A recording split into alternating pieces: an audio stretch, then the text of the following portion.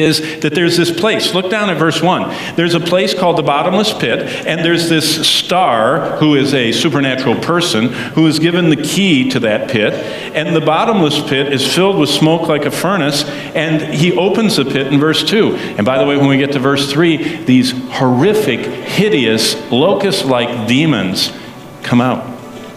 So what would be the benefit of knowing all that? Well, the Lord has what I call lessons from the demon's location. And basically it's showing that God is in control of all this.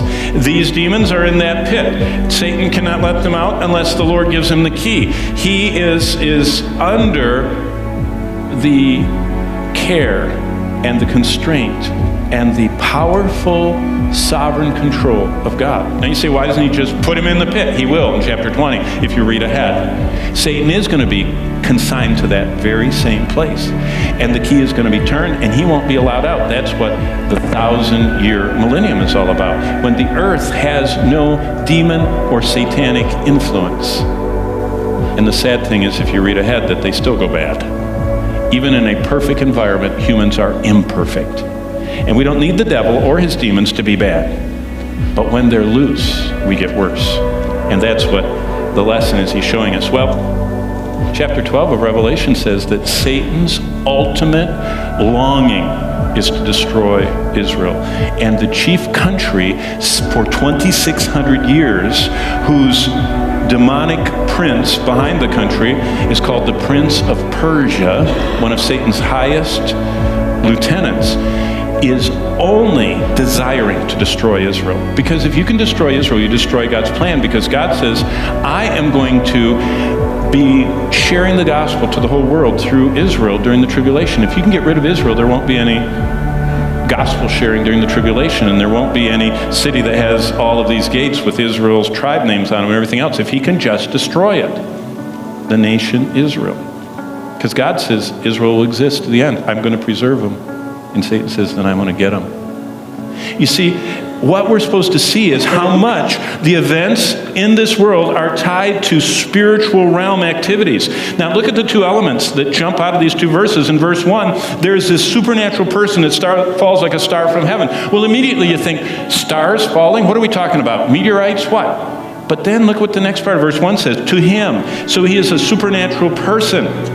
And that supernatural person is called Satan in the Bible. How do we know that? Because he is the one that's the leader of the demons. Now turn to chapter 12 of Revelation. We're going to look at it here, and then at the very end we're going to conclude with chapter 12. But I want you to see, chapter 12 is the whole God's plan of the ages and showing everything he's doing, and we'll someday get there.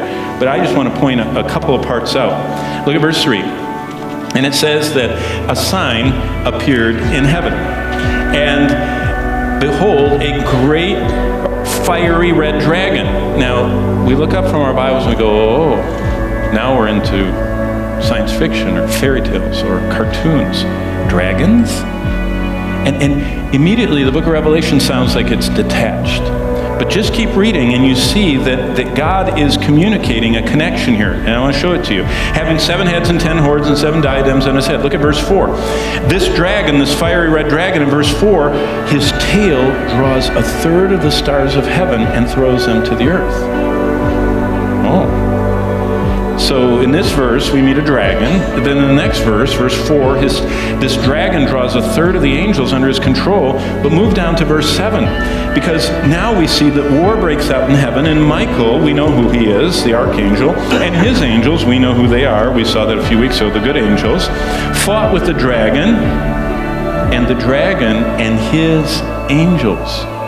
So all of a sudden we see that this tail in verse 4, taking 1/3 of the stars, is God explaining to us that of all of the angels, these supernatural creatures that never sleep, that are indestructible and so powerful we don't even understand how powerful each individual angel is, Satan got 1/3 of them.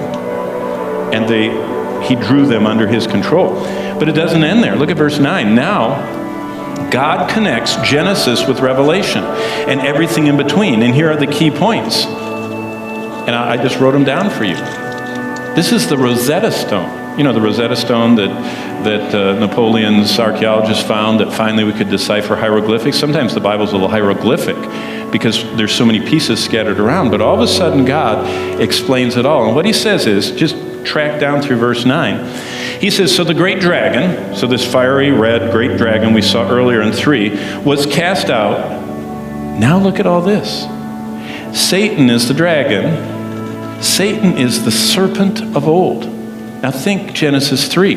Think of Eve in the garden with the most beautiful creature, this incredibly beautiful, serpents after the fall and after the curse and sin are committed to being on the ground, and most people hate them.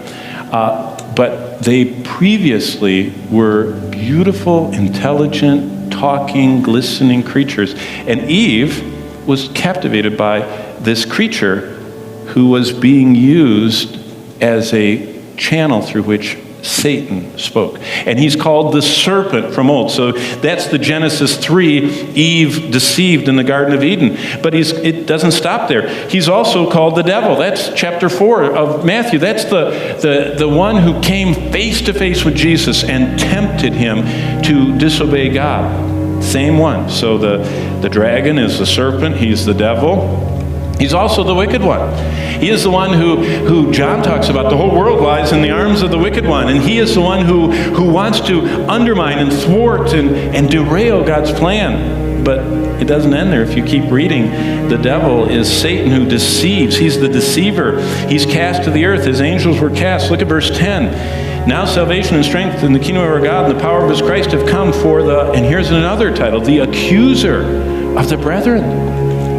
This is the one that went to Job and buffeted him and gave him boils and killed all of his kids and destroyed all of his possessions because he was accusing God of his saints. He's the accuser to God of the brethren, of the saints. It's the same one.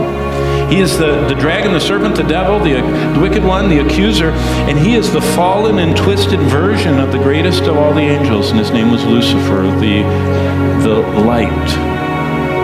If you know Latin, Lux Lucis, Lucifer is the light-bearing one. He was the burning, bright, highest created being, and now he's warped and twisted as Satan. Here in one verse, God ties together the cunning serpent of the garden that drew mankind into sin with the accuser of Job, with the devil of Christ's temptation, with Satan the adversary of all that God is doing.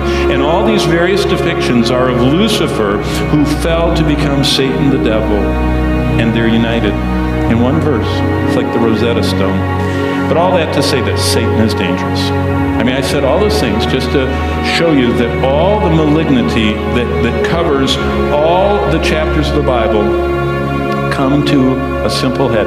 Satan is dangerous. No, we know that, but we just don't sometimes think what that means.